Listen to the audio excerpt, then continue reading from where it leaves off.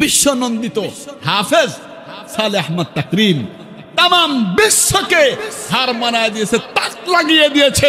বাংলাদেশে এখন হাফেজে কোরআন হওয়ার জন্য বাইরে থেকে ছেলে পেলে এসে বাংলাদেশে পড়া শুরু করেছে। এটা কোরআনের বরকত, সুবহানাল্লাহ বলেন। এই সালেহ আহমদ তাকরিমের তেলাওয়াত শুনলে, ও যখন প্রথমে মক্কার মধ্যে সে বিশ্ববিজয়ী হাফেজ সালেহ আহমদ তাকরিম যখন বিজয়ী হয়, তখন আমি কাবার চত্বরের পাশেই ছিলাম, কবুতর চত্বরে। ওর কোরআন তেলাওয়াত শুনে ওই মক্কার মধ্যে কতবার যে নিজের অজান্তে চোখের পানি ফেলেছি আল্লাহ মাবুদ ভালো জানেন। কি তেলাওয়াত! এ কোরআন এমন জাদুমাখা কিতাব যে যত শুনবে আরো শুনতে মনে চাবে, যত শুনবে আরো শুনতে মন চাবে। কিয়ামত পর্যন্ত মানুষ শুনলে বিরক্ত আসবে না। এর নাম হলো কোরআন। আল্লাহু আকবার, আল্লাহু আকবার। তো আবু জেহেল, উতবা, সাইবা, আবু লাহাব এরা চিন্তা করে যে মনে করেছে সবাইকে বারণ করেছে, আর তো কেউ যাবে না। আবু জেহেল চলে গেছে, যায় কোরআন শুনতেছে, খুব মধুর ভাবে শুনতেছে। ওইদিকে উতবা চিন্তা করছে আমি যাব আজকে, কেউ তো আসবে না। সাইবা চিন্তা করছে আমি যাব, আবু লাহাব চিন্তা করছে আমি যাব। গেছে, এক একজন এক এক কোণাতে দাঁড়াইছে, যায় পয়গম্বর কোরআন তেলাওয়াত করতেছে। এবার ওরা শুনতেছে, শুনতে শুনতে শুনতে শুনতে আল্লাহু আকবার। দেখবেন ছোটবেলায় যারা মানুষ নেশায় পড়েছে, কোনো কিছুর নেশায় পড়েছে, তাকিয়ে আছে তো তাকিয়ে আছে, কি হইতেছে আর কোনো খবর নাই। আল্লাহু আকবার। এরা সারা রাত এক দাঁড়ানোর উপর কোরআন শুনতেছে, বসার মতো জায়গা, বসবে যে এই কথাও খেয়াল নাই, সারা রাত দাঁড়ানোর উপর চলে গেছে। সুবহানাল্লাহ। ফজরের যখন আজান হবে এমন মুহূর্তে, রাত পরিষ্কার হয়ে যাচ্ছে এমন মুহূর্তে আবু জেহেল চিন্তা করছে হায় হায়, মান সম্মান সব শেষ, যদি কেউ দেখে ফেলে তাহলে সর্বনাশ। আমি আইন জারি করে দিলাম, কেউ আসতে পারবে না। আর আমাকে যদি দেখে, দেখবেন ফজরের আগে একটু ঘোরাচ্ছন্ন অন্ধকার হয়, দেখা যায় না, বেশি অন্ধকার হয়। যাইতে লাগছে, ওদিকে উতবাও চিন্তা করছে, এইবার সাইবাও চিন্তা করছে, আবু লাহাবও চিন্তা করছে। যাইতে গিয়ে একজনের সাথে আরেকজনের মুখোমুখি ধাক্কা লেগে যায়। আবু জেহেল কয় কে রে? কয় আমি আবু লাহাব। তুমি কে? কয় আমি আবু জেহেল। এরা দাঁড়াইতে দাঁড়াইতে সাইবা ওদিক থেকে দৌড়া এসে ধাক্কা লাগায়, তুমি কে? কয় আমি সাইবা। তোমরা এখানে কেন? কয় তুমি কেন? কয় আমি এসেছি আজকে দেখার জন্য, আমি লিডার, আমি সবাইকে নিষেধ করেছি, আমি নিষেধ করার পরেও আমার হুকুম অমান্য করে কে এখানে আসে, আমি এটা দেখার জন্য এসেছি। এখন আবু লাহাব কয় দোস্ত শোনো, কথা যা বলতেছো সবই ঠিক আছে, আমিও বুঝতে পারছি, আসলে তো মিথ্যা কথা বলে লাভ নাই। মুহাম্মাদের ওই কোরআনের আওয়াজ কানে না যাওয়া পর্যন্ত দিলের প্রশান্তি পাই না। সুবহানাল্লাহ বলেন। সেই আকর্ষণে আসছো দোস্ত, তুমি সত্য কথাটা বলে ফেলো। আবু জেহেল কয় যা হয়েছে হয়েছে, যা তো যার যার বাড়ি চলে যা, সাধারণ মানুষ দেখলে পারে মান সম্মান সব শেষ হয়ে যাবে। এবার সবাই ডাক দেয়া বলতেছে, আবু জেহেলকে বলতেছে তাহলে এক কাজ করো, আমরা ইসলাম গ্রহণ করে ফেলি মুহাম্মাদের হাতে হাত দিয়ে। কয় পাগল হয়েছিস, ইসলাম গ্রহণ করলে বাপ দাদার ধর্মে, এই ধর্মের মুখে চুনকালি মেরে ওই মুহাম্মাদের ধর্ম গ্রহণ করলে মানুষ বলবে কি, এইটা করা যাবে না, যার মতো চলে না। মুসলমান ভাইরা রে আমার, গুণগত মানুষ হইতে চাইলে কেমন গুণগত মানুষ হওয়া লাগবে দেখেন, বলুন তো দেখি। ফারুক আজম রাদিয়াল্লাহু তাআলা আনহুর মতো এত সঙ্গ দিলের মানুষ, এত শক্ত দিলের মানুষ দুনিয়ার মধ্যে কখনো আসে নাই, আর আসবেও না কিয়ামত পর্যন্ত। কত শক্ত দিলের মানুষ আমি আপনাদেরকে শোনাই। ফারুক আজম রাদিয়াল্লাহু তাআলা একবার যুদ্ধের ময়দান থেকে সবগুলা সাথীদেরকে ধরে আনা হলো। যখন যুদ্ধের ময়দানে কাফেররা হেরে গেছে, হেরে যাওয়ার পরে পয়গম্বরকে ডাক দা বলতেছেন, ওমর ডাক দা বলেন পয়গম্বর আমি একটা কথা বলতে চাই, আপনি মানবেন কিনা জানি না, এটা আমার ব্যক্তিগত সিদ্ধান্ত। পয়গম্বর বললেন ঠিক আছে বলো। ফারুক আজম রাদিয়াল্লাহু তাআলা ডাক দেয়া বলতেছেন, পয়গম্বর যাদেরকে আমরা যুদ্ধের ময়দান থেকে ধরে নিয়ে এসেছি এরা তো অবশ্যই আমাদের কাউর ভাই, কাউর ভাতিজা, কাউর চাচা, কাউর বাবা। তাহলে আপনি যদি এই মুহূর্তে আমাদেরকে অনুমতি দেন, যার যার আত্মীয়কে আমরা নিজ হাতে জবাই করতে চাই, আপনি কি বলে? কত বড় সঙ্গে দিলের মানুষ, কঠিন দিলের মানুষ, শক্ত দিলের মানুষ, নিজের ভাই, নিজের চাচা, নিজের ভাতিজা, সবগুলাকে নিজ হাতে, যার যার আত্মীয়কে নিজ হাতে জবাই করার সিদ্ধান্ত যদি দেয়, সে কত বড় শক্ত দিলের মানুষ হইতে পারে। মুসলমান ভাইরা রে আমার, ওমর রাদিয়াল্লাহু তাআলা যখন এমন কথা বললেন, তাহলে এত শক্ত দিলের মানুষ তারপরেও পয়গম্বর তার ব্যাপারে কি বলেন? আল্লাহর পয়গম্বর বলেন, ওমর একটু ধৈর্য ধরো, একটু ধৈর্য ধরো। এই কথা বলার পরে ফারুক আজম রাদিয়াল্লাহু তাআলা কেমন গুণ আল্লাহ রাব্বুল আলামিন দেখেন। যখন এই ওমর রাদিয়াল্লাহু তাআলা তখনও ঈমান আনয়ন করে নাই, একদম খোলা তরবারি নিয়ে পয়গম্বরের মাথা আনার জন্য যাইতেছে। পয়গম্বরের মাথা নিয়ে আসবে, দৌড় দিয়েছে পয়গম্বরের দিকে। মুহাম্মাদের একদম উন্মুক্ত কণ্ঠে বলতেছে, মুহাম্মাদের কল্লা আজকে আমার হাতের মধ্যে আসবে।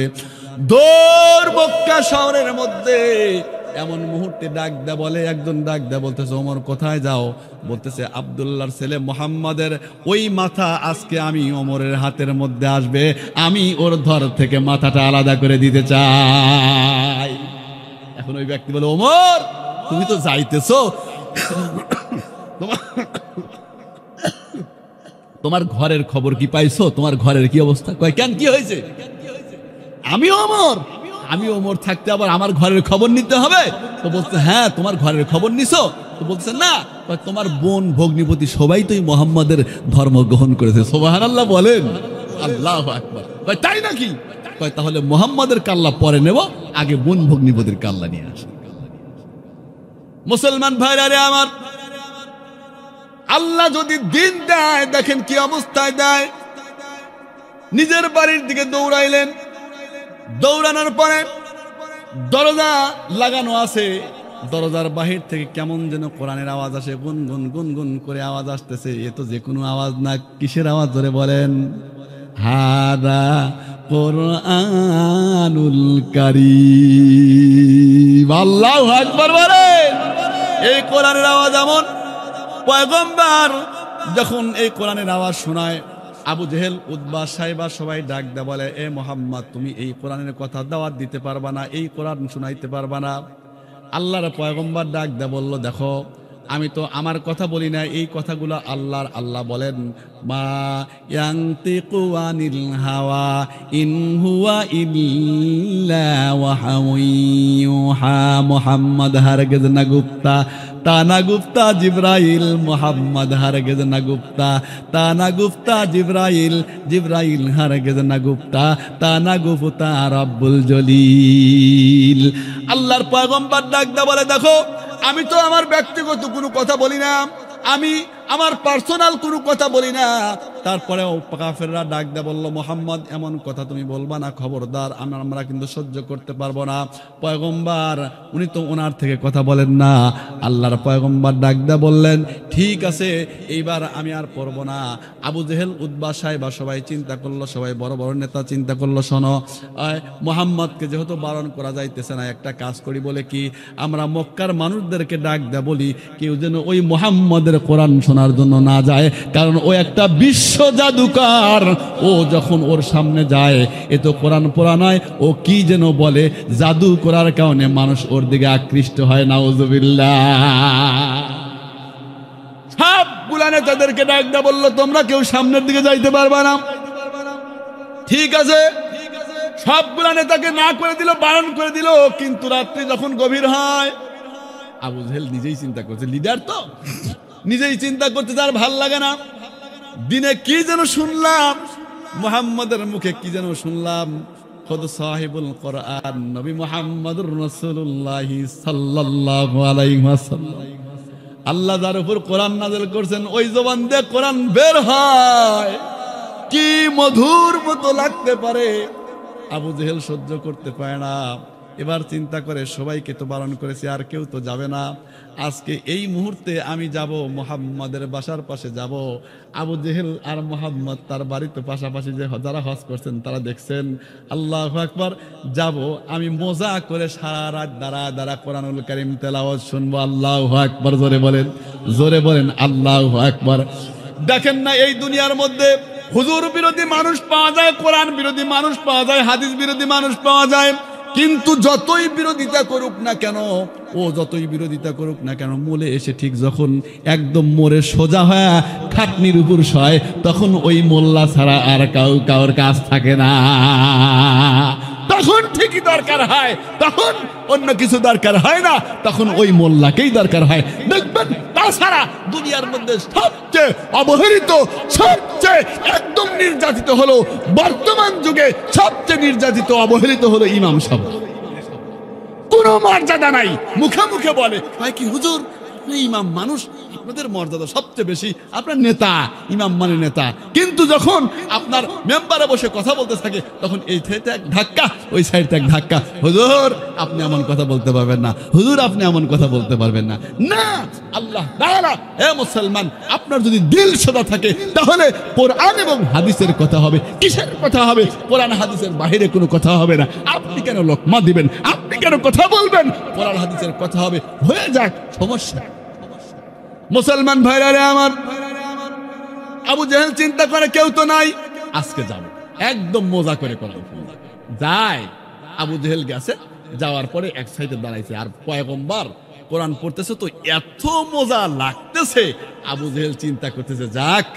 দেখেন এর আগে ওই যে আমাদের বাংলাদেশের মধ্যে বিশ্বনন্দিত হাফেজ সালেহ আহমদ তাকরিম তাম বিশ্বকে হার মানায় দিয়েছে, তাক লাগিয়ে দিয়েছে। বাংলাদেশে এখন হাফেজে কোরআন হওয়ার জন্য বাহিরে থেকে ছেলে পেলে এসে বাংলাদেশে পড়া শুরু করেছে। এটা কোরআনের বরকত, সুবহানাল্লাহ বলেন। এই সালেহ আহমদ তাকরিমের তেলাওয়াত শুনলে, ও যখন প্রথমে মক্কার মধ্যে সে বিশ্ববিজয়ী হাফেজ সালেহ আহমদ তাকরিম যখন বিজয়ী হয়, তখন আমি কাবার চত্বরের পাশেই ছিলাম, কবুতর চত্বরে। ওর কোরআন তেলাওয়াত শুনে ওই মক্কার মধ্যে কতবার যে নিজের অজান্তে চোখের পানি ফেলেছি, আল্লাহ মাবুদ ভালো জানেন। কি তেলাওয়াত! এ কোরআন এমন জাদুমাখা কিতাব যে যত শুনবে আরো শুনতে মনে চাবে, যত শুনবে আরো শুনতে মন চাবে, কিয়ামত পর্যন্ত মানুষ শুনলে বিরক্ত আসবে না। এর নাম হলো কোরআন। আল্লাহু আকবার, আল্লাহু আকবার। তো আবু জেহেল, উতবা, সাইবা, আবু লাহাব এরা চিন্তা করে যে, মনে করেছে সবাইকে বারণ করেছে, আর তো কেউ যাবে না। আবু জেহেল চলে গেছে, যায় কোরআন শুনতেছে, খুব মধুর ভাবে শুনতেছে। ওইদিকে উতবা চিন্তা করছে, আমি যাব আজকে, কেউ তো আসবে না। সাইবা চিন্তা করছে আমি যাবো, আবু লাহাব চিন্তা করছে আমি যাব। গেছে, এক একজন এক এক কোণাতে দাঁড়াইছে, যায় পয়গম্বর কোরআন তেলাওয়াত করতেছে। এবার ওরা শুনতেছে, শুনতে শুনতে শুনতে শুনতে আল্লাহু আকবার। দেখবেন ছোটবেলায় যারা মানুষ নেশায় পড়েছে, কোনো কিছুর নেশায় পড়েছে, তাকিয়ে আছে তো তাকিয়ে আছে, কি হইতেছে আর কোনো খবর নাই। আল্লাহু আকবার। এরা সারা রাত এক দাঁড়ানোর উপর কোরআন শুনতেছে, বসার মতো জায়গা, বসবে যে এই কথাও খেয়াল নাই, সারা রাত দাঁড়ানোর উপর চলে গেছে। সুবহানাল্লাহ। ফজরের যখন আজান হবে এমন মুহূর্তে, রাত পরিষ্কার হয়ে যাচ্ছে এমন মুহূর্তে আবু জেহেল চিন্তা করছে, হায় হায়, মান সম্মান সব শেষ, যদি কেউ দেখে ফেলে তাহলে সর্বনাশ। আমি আইন জারি করে দিলাম, কেউ আসতে পারবে না। আর আমাকে যদি দেখে, দেখবেন ফজরের আগে একটু ঘোরাচ্ছন্ন অন্ধকার হয়, দেখা যায় না, বেশি অন্ধকার হয়। যাইতে লাগছে, ওদিকে উতবাও চিন্তা করছে, এইবার সাইবাও চিন্তা করছে, আবু লাহাবও চিন্তা করছে। যাইতে গিয়ে একজনের সাথে আরেকজনের মুখোমুখি ধাক্কা লেগে যায়। আবু জেহেল কয়, কে রে? কয়, আমি আবু লাহাব। তুমি কে? কয়, আমি আবু জেহেল। এরা দাঁড়াইতে দাঁড়াইতে সাইবা ওই দিক থেকে দৌড়া এসে ধাক্কা লাগায়, তুমি কে? কয়, আমি সাইবা। তোমরা এখানে কেন? কয়, তুমি কেন? কয়, আমি এসেছি আজকে দেখার জন্য, আমি লিডার, আমি সবাইকে নিষেধ করেছি, আমি নিষেধ করার পরেও আমার হুকুম অমান্য করে কে এখানে আসে, আমি এটা দেখার জন্য এসেছি। এখন আবু লাহাব কয়, দোস্ত শোনো, কথা যা বলতেছো সবই ঠিক আছে, আমিও বুঝতে পারছি, আসলে তো মিথ্যা কথা বলে লাভ নাই। মুহাম্মাদের ওই কোরআনের আওয়াজ কানে না যাওয়া পর্যন্ত দিলের প্রশান্তি পাই না। সুবহানাল্লাহ বলেন। সেই আকর্ষণে আসছো দোস্ত, তুমি সত্য কথাটা বলে ফেলো। আবু জেহেল কয়, যা হয়েছে হয়েছে, যা তো যার যার বাড়ি চলে যা, সাধারণ মানুষ দেখলে পারে মান সম্মান সব শেষ হয়ে যাবে। এবার সবাই ডাক দিয়ে বলতেছে, আবু জেহেলকে বলতেছে, তাহলে এক কাজ করো, আমরা ইসলাম গ্রহণ করে ফেলি মোহাম্মদের হাতে হাতে। কয়, পাগল হয়েছিস? ইসলাম গ্রহণ করলে বাপ দাদার এই ধর্মের মুখে চুনকালি মেরে ওই মোহাম্মদের ধর্ম গ্রহণ করলে মানুষ বলবে কি? এইটা করা যাবে না, যার মতো চলে না। মুসলমান ভাইরা রে আমার,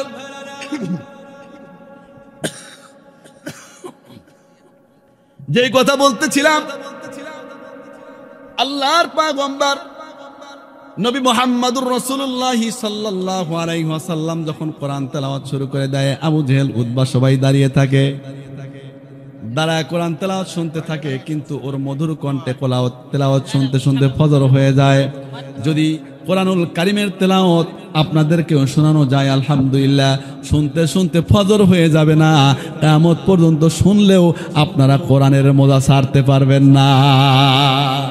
এরকম দিল আমার আপনার হওয়া দরকার, যেন আল্লাহু আকবার কোরআন তেলাওয়াত শুনলে আমাদের দিলটা যেন ঠান্ডা হয়ে যায়। আল্লাহর পয়গম্বর সাহাবী হযরত ওমর রাদিয়াল্লাহু তাআলা যখন কোরআনের ছোঁয়ায় আসলেন, কেমন গুণগত মানুষ হইলেন দেখেন। যখন মদিনার মধ্যে চলে আসলেন, একদম আমি সংক্ষিপ্ত কথা বলতেছি মুসলমান, পয়গম্বরের 1 নম্বর সাহাবী ছিলেন আবু বকর, 2 নম্বর ছিলেন ওমর।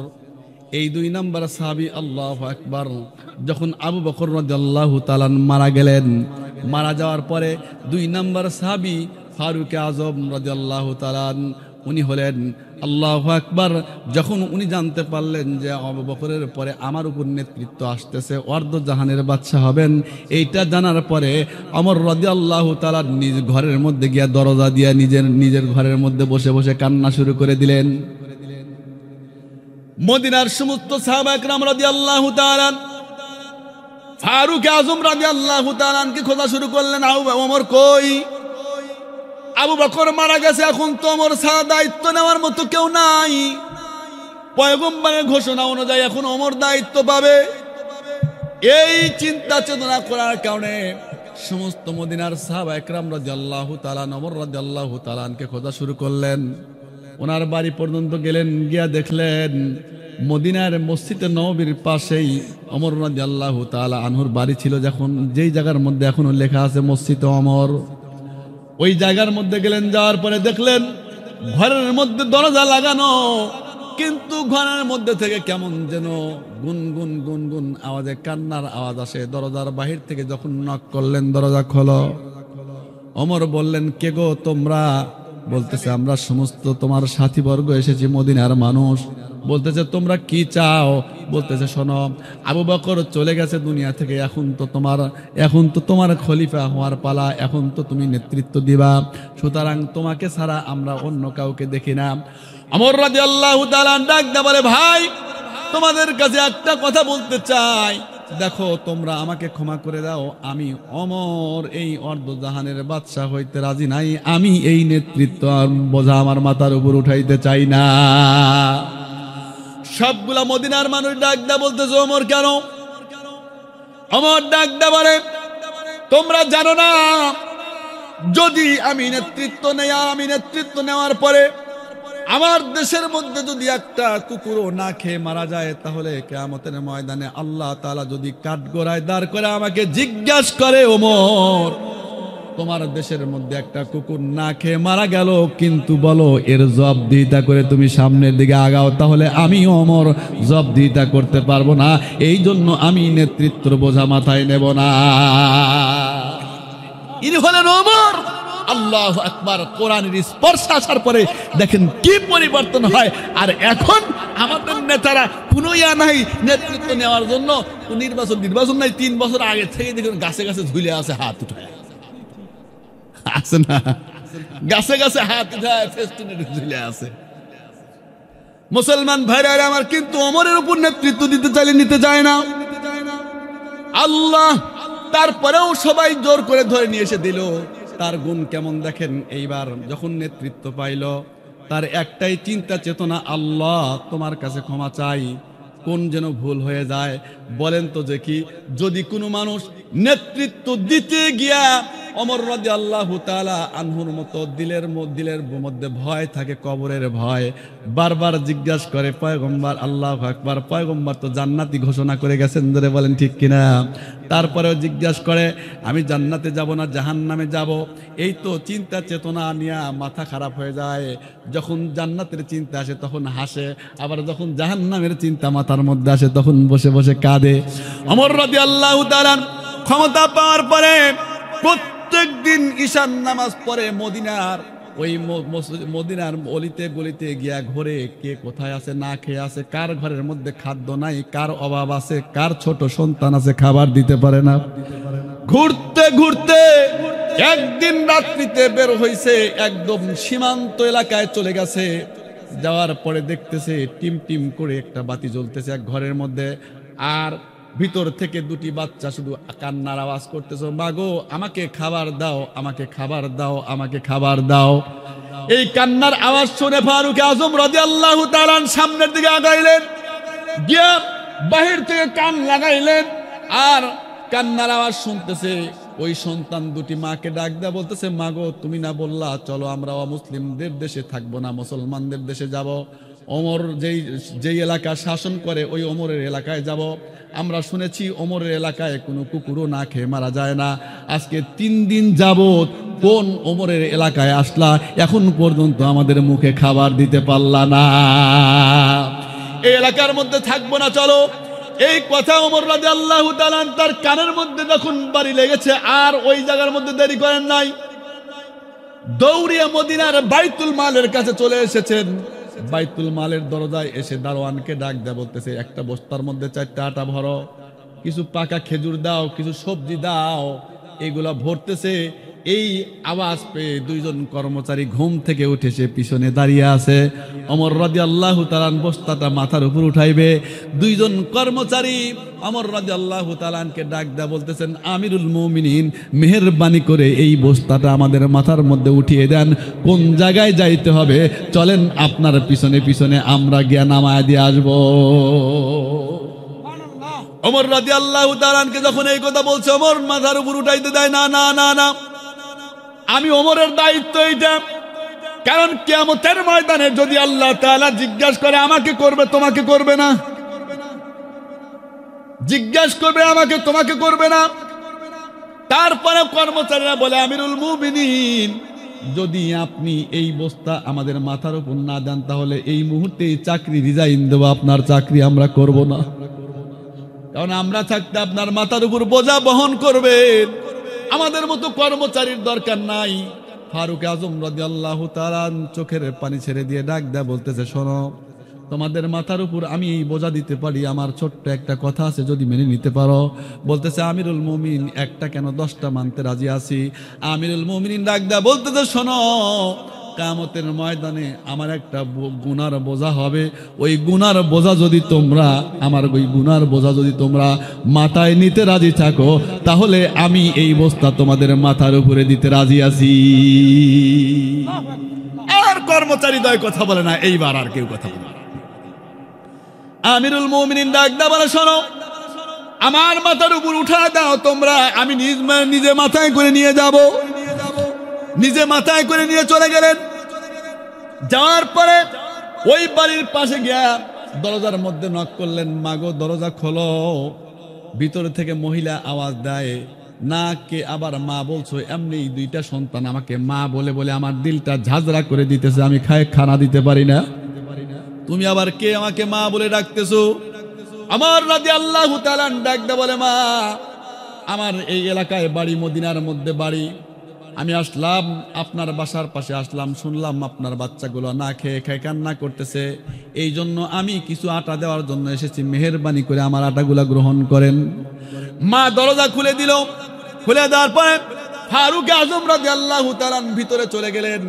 যাওয়ার পরে ওই মাকে ডাক দেয়া বলতেছে, মা আপনি আটাগুলা একটু বানান, আর আপনার সন্তানগুলো তো ঘুমিয়ে গেছে, এই মুহূর্তে আপনি কি করবেন? এবার বলতেছেন, মা ডাক দেয়া বলেন, বাবা এখন আমার এই আটা বানানোর সময় নাই, রুটি বানানোর সময় নাই, আমার বাচ্চা ঘুমিয়ে গেছে, এটাই আমি চাইছিলাম।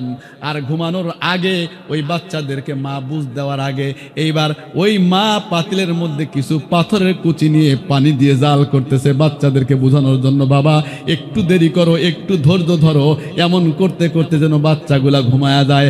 মা এমন খানা পাকানোর অভিনয় করতেছিল। আল্লাহু আকবার। ফারুক আজম রাদিয়াল্লাহু তাআলা ডাক দিয়ে বলে, মাগো এইবার তুমি একটু আটাগুলা বানাও। মা ডাক দিয়ে বলতেছে, বাবা আমার চুলাতে তো আর আগুন নাই। আল্লাহ কি নেতা দেখেন! ফারুক আজম রাদিয়াল্লাহু তাআলা বললেন, মাগো তোমার চুলার আগুন আমি ফু দিয়ে আমি জ্বালায় দেই, আমি নিজে জ্বালানোর দায়িত্ব নেই। সুবহানাল্লাহ বলেন। তুমি আটাগুলা বানাও। আটা বানাইছে ফারুক আজম নিজে চুলায়। আল্লাহু আকবার। আগুন জ্বালা দিলেন, জ্বালা দেওয়ার পরে রুটিগুলা বানাইলেন। ফারুক আজম নিজ হাতে রুটিগুলা কেটে কেটে ওর মধ্যে একদম পাকা খেজুর ভরলেন, ভরার পরে ওই বাচ্চাগুলাকে ডেকে উঠাইলেন। উঠানোর পরে আল্লাহ বেশি ক্ষুধার্ত হইলে দেখবেন কেমন হয়, দেখবেন কবুতরের বাচ্চাগুলাকে যখন মা খাবার দিতে আসে, বাচ্চা 2-3টা থাকলে একটার উপর দিয়ে আর একটা মুখ দেয়, একটার উপর দিয়ে আর একটা মুখ দেয়। এমন দেখেছেন কিনা জোরে বলেন। মুসলমান ভাইরা রে আমার, ফারুক আজম রাদিয়াল্লাহু তাআলা ডাক দিয়ে বলেন, আমি যখন ওই খেজুর গুলা ছিঁড়ে ছিঁড়ে রুটির মধ্যে দিয়ে ওই রুটি মুখের কাছে ধরি, এক ভাইয়ের উপর দিয়ে আর এক ভাই মুখ দেয়, এক ভাইয়ের উপর দিয়ে আর এক ভাই মুখ দেয়। এমন করতে করতে বাচ্চাগুলা যখন খেয়ে পেট ভরে গেল, ওরা ঘুমিয়ে গেছে। এবার আমি ওই মাকে ডাক দিয়ে বললাম, মা গো, তোমার বাচ্চাগুলা ঘুমিয়ে গেছে, এবার আমার সামনে তুমি একটু রুটি খাও, আমি তোমার খাওয়া দেখতে চাই। ওই মহিলা ডাক দিয়ে বলতেছে, বাবারে আমি পরে খাবো, তুমি যাও। ফারুক আজম ডাক দিয়ে বলতেছে, মা তোমার ক্ষুধার্ত পেট আর ক্ষুধার্ত মুখ দেখে আমি সহ্য করতে পারি না, মা গো মেহেরবানি করে তুমি আমার সামনে দুটি রুটি খাও। এবার রুটিগুলা খাইলো। খাওয়ার পরে রুটি খায় আর মহিলা ডাক দা বলে, বাবা তোমার বাড়ি এই এলাকায়, অথচ আমরা শুনেছি এই এলাকার নেতৃত্ব দেয় হলো অমর, এই এলাকার নেতা নাকি অমর শুনেছি, তাহলে তোমার মতো ভালো মানুষ থাকতে ওমরের মতো খারাপ মানুষটাকে এই মদিনার মানুষ নেতা বানাইলো কেমনে, আমার বুঝে আসে না। ওমর রাদিয়াল্লাহু তাআলা ডাক দা বলে, মাগো বানাইছে হয়তো মদিনার মানুষ বুঝতে পারে নাই বানাইছে। ওই মহিলা ডাক দা বলে, বাবা আগামী কালকে তুমি আমার সঙ্গে যাইবা, আর ওমরকে আমাকে দেখা দিবা কে ওমর, তারকে আমি সামনে দাঁড়িয়ে দাঁড়িয়ে বলবো এই নেতা চলবে না, ওমরকে বাদ দিয়ে তোমাকে যেন নেতা বানায়। সুবহানাল্লাহ বলেন। ফারুক আজম ডাক দা বলে, মাগো টেনশন নাই, আগামীকাল সকাল 10টায় মসজিদে নববীতে যাবেন, ইনশাআল্লাহ আমি ওমরের সঙ্গে পরিচয় করা দেব। সুবহানাল্লাহ। আর আমাদের নেতারা হলো, আমরা নেতৃত্ব দেই সমাজের মধ্যে, একদম নেতৃত্ব দেই নিচ থেকে উপর পর্যন্ত, একদম কাঠ পর্যন্ত মাইরা খাওয়ার ধান্দায় নেতা হই, কথা কয় না। ওমরের মতো নেতা তো দুনিয়ার মধ্যে কোনোদিন আসবে না। কম্বল 18 খান দিলে দেখা যায় একদম 19 খানি মাইরা গেছে, একখানও জনগণের মধ্যে যায় না। এমন নেতা হইলে চলবে না।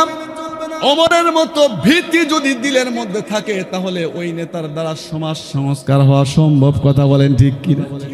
মুসলমান ভাইরা রে আমার, এইবার ফারুক আজম রাদিয়াল্লাহু তাআলা ডাক দা বলে, মাগো টেনশন নাই, তুমি খাও, আগামীকাল মসজিদ নববীর মধ্যে যাও, যাওয়ার পরে আমি ওমরের সঙ্গে পরিচয় করা দেব। পরের দিন 2টা সন্তান হাত ধরে নিয়ে গেছে নববীর চত্বরে। আল্লাহু আকবার, কি মারাত্মক দেখেন। নববীর চত্বরে যখন নিয়ে গেছে, নিয়ে যাওয়ার পরে ওই মহিলা দূর থেকে দেখতেছে, হায় হায় সর্বনাশ, গত রাত্রিতে যেই মানুষটাকে একদম গালিগালাজ করলাম, এত গাল পারলাম, সেই মানুষটাই তো দেখি ওমরের চেয়ারের মধ্যে বসা। আল্লাহু আকবার। এইটা দেখার পরে চিন্তা করছে, আমাকে তো পাইলে একদম শেষ করে ফেলবে, শুনেছে ওমর রাগী মানুষ, দৌড়ে চলে যায়। ওমর তার চোখে পড়ার সঙ্গে সঙ্গে চেয়ার থেকে নেমে লাফ দিয়ে এসে সামনে দাঁড়িয়ে যায়, মাগো তুমি কোথায় যাও। এইবার মহিলা ডাক দা বলতেছে, বাবা ওমর তুমি আমারে মাফ করে দিও, তোমাকে চিনতে পারি নাই, চিনতে না পেরে গত রাত্রের মধ্যে আমি তোমাকে গালিগালাজ করেছি, আমাকে মাফ করে দাও। ওমর রাদিয়াল্লাহু তাআলা চোখের পানি ছেড়ে দিয়ে ডাক দা বলে, মাগো আমি তোমাকে মাফ করব কেন, তুমি আমাকে মাফ করে দাও, কারণ আমি ওমরের দায়িত্ব ছিল তোমার খবর নিতে পারি নাই। মাগো আমার উপর রাজি আছো কিনা বলো, যদি এখনো কোনো রাগ থাকে, এই যে পিঠের জামা উঠিয়ে দিলাম, তুমি আমাকে যত ইচ্ছা আমার পিঠের মধ্যে লাঠি দিলাম, ছোড়া দিলাম, তুমি আমাকে মারো, তারপরেও কিয়ামতের ময়দানে গিয়া আল্লাহর কাঠ গোড়ায় দাঁড় করার জন্য আমি ওমরের বিরুদ্ধে কোনো সাক্ষী না দাও। ওই মহিলা ডাক দা বলতেছে, না রে বাবা না, না আমার এমন কোনো অভিযোগ নাই, আমি এমন কোনো অভিযোগ দেব না তোমার বিরুদ্ধে, আমি কথা দিলাম, আর এমন কোনো অভিযোগ দেব না। এ মুসলমান, যদি ওমরের মতো কবরের ভয় থাকে, আবার আপনার দিলের মধ্যে বলুন তো দেখি, এই দুনিয়ার মধ্যে নামাজ ছাড়া তার দ্বারা সম্ভব? এই বাবারা, এই জায়গার মধ্যে থেকে আমরা দুনিয়া ছেড়ে চলে যাব, এটাই চিরবাস্তবতা, কথা বলেন ঠিক কিনা। এই মুহূর্তে যারা বসে আছেন, একটা মানুষ বলতে পারবেন গ্যারান্টি দেয়া যে আমি দুনিয়ার মধ্যে বেঁচে থাকবো, কবর জগতে যাব না, এই জায়গা থেকে বাড়িতে ফিরে যেতে পারবো? তার কোনো গ্যারান্টি আছে? জোরে বলেন। নাই, কোনো গ্যারান্টি নাই। এই জন্য এই মুহূর্তের মধ্যে আমি দেখতে চাই, একটা মিনিট পরীক্ষা করার জন্য বলতে চাই, এই মুহূর্তে সবাই মাথাটা নিচু করে দেন, একদম মাথাটা নিচু করে দেন, চক্ষুটা বন্ধ করে দেন, কেউ কাউর দিকে তাকাবেন না। আর এই মুহূর্তে আপনি মনে মনে চিন্তা করেন, এই মুহূর্তে আমি বক্তাকে দেখলাম, সভাপতিকে দেখলাম, ডান পাশের মানুষকে দেখলাম, বাম পাশের মানুষকে দেখলাম, সামনে কে বসে আছে তাকেও তো দেখলাম। আল্লাহ, এই মুহূর্তে আপনি চিন্তা করেন আমি আর দুনিয়ার মধ্যে নাই। নিজের দিলকে জিজ্ঞাসা করেন, মন রে, অতীতে যে গুনাহগুলো করেছি এই মুহূর্তে তওবা করতেছি, সামনে আর জিন্দেগির মধ্যে গুনাহ করব না। আপনি মনে মনে এই মুহূর্তে চিন্তা করেন, একটা মিনিটের জন্য চক্ষু বন্ধ করার জন্য যদি কাউকে দেখতে না পারি, তাহলে যেই মানুষটা দুনিয়া থেকে বিদায় নিয়ে চলে গেছে, মাটির কবরে শোয়ানোর উপরে ওর কি হালত হইতে পারে? ও তো দুনিয়ার মধ্যে কোনো কিছু দেখতে পারবে না। এ ভাই, এই জায়গা থেকে আমাকে আপনাকে কবরের বাসিন্দা হইতে হবে, আমরা তো কোনো কিছু চাই না। দেখেন আল্লাহ, এই জন্য যুবক, তোমাদের সঙ্গে আমাদের আদালতি নাই, যারা নেতৃত্ব দাও তোমাদের সঙ্গে আমাদের কোনো দুশ্মনী নেই, তবে তোমাদের পাটা আগা দাও, পা দুখান ধরে বলবো রে ভাই, কখনো যেন কোরআন হাদিসের বিরুদ্ধে তোমার জবান না যায়। খোদার কসম করে বলি, কপাল পড়ার জন্য তোমার একটা কথাই যথেষ্ট হয়ে যাবে। হে যুবক, কিসের গ্যারান্টি করো? কিসের গাড়ি, কিসের বাড়ি, কিসের টাকা, কিসের জমিদারি? কোনো কিছুই থাকবে না। এই মুহূর্তের মধ্যে যদি তোমার নিঃশ্বাসটা বন্ধ হয়, আর কোনো কিছু থাকার ক্ষমতা নাই রে ভাই। এই জন্য মেহেরবানি করে এই জায়গার মধ্যে যারা বসেছেন, আমিও বসেছি, আমিও কখন চলে যাব জানি না, আপনারাও কখন চলে যাবেন জানি না। এই জন্য মুসলমান, ওই মৃত্যুর চিন্তা করেন, বাবা গেছে, দাদা গেছে, নানা গেছে, নানিও গেছে, আমাকেও আপনাকে যেতে হবে। দেখেন, এই তো 5 বছর আগে আপনার চুল পেকে ছিল না, দাড়িগুলা পেকে ছিল না, এখন তো দাড়িগুলাও পেকে গেছে, চুলগুলাও পেকে গেছে, গায়ের চামড়াগুলাও ঢিলা হয়ে গেছে, দাঁতটাও পড়ে গেছে। এর মানে কবরের বাসিন্দা। আল্লাহর কাছে আমরা দোয়া করি, আল্লাহ যতদিন আমাদেরকে বাঁচিয়ে রাখো, আল্লাহ, আল্লাহ দুনিয়ার নেক হায়াত দারাজ করো, আল্লাহ মৃত্যুর পরে যেন আমাদেরকে জাহান্নামের আগুনে জ্বালাইও না। আল্লাহ রাব্বুল আলামিন, তোমার কুদরতি চক্ষুখানা দিয়ে দেখো, এই জায়গার মধ্যে যেই মানুষগুলো আছে, কত মানুষ আল্লাহ তোমার কোরআনের আলোচনা শুনে চোখ দিয়া টপ টপ করে পানি ছেড়ে দিয়েছি গো আল্লাহ। তোমার সাহাবীর কথা শুনে কত মানুষগুলা চোখ দিয়া পানি ছেড়ে দেয়। আল্লাহ, এর উসিলায় তুমি তাদেরকে জাহান্নামের আগুন থেকে মুক্তি দিয়ে দিও আল্লাহ। তোমার বান্দাগুলাকে দেখো আল্লাহ, জাহান্নামের ভয়ে কেমন করে কান্দে। এ ভাই, জাহান্নামের আগুন থেকে আমাদের সবারই মুক্তির দরকার আছে কিনা? জাহান্নামের আগুন থেকে কে কে মুক্তি চাই? দুটি হাত উঠে একটু আল্লাহু আকবার বলে আল্লাহকে দেখা দেন। জোরে বলি আল্লাহু আকবার, বলি আল্লাহু আকবার। কেউ হাত নামায়েন না, আল্লাহকে একটু ডাক দিয়া দেন, আল্লাহ রাব্বুল আলামিন, আল্লাহ তোমার কুদরতি চোখ মুখানা যা দেখো। আল্লাহ, যুবক মানুষগুলা কেমন করে জাহান্নামের ভয়ে কান্দে। আল্লাহ, যে মানুষগুলা হাত উঠাইলে সবচেয়ে বেশি গুনাহগার আমি আল্লাহ।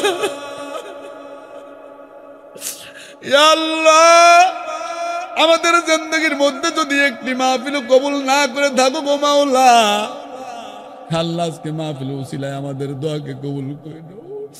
আল্লাহ, মানুষগুলা কেমন করে জাহান্নামের ভয়ে কাঁদে, এরা কোনো কিছু চায় না আল্লাহ। আল্লাহ, এরা জাহান্নামের আগুন থেকে মুক্তি চায়, হাতটা নামান।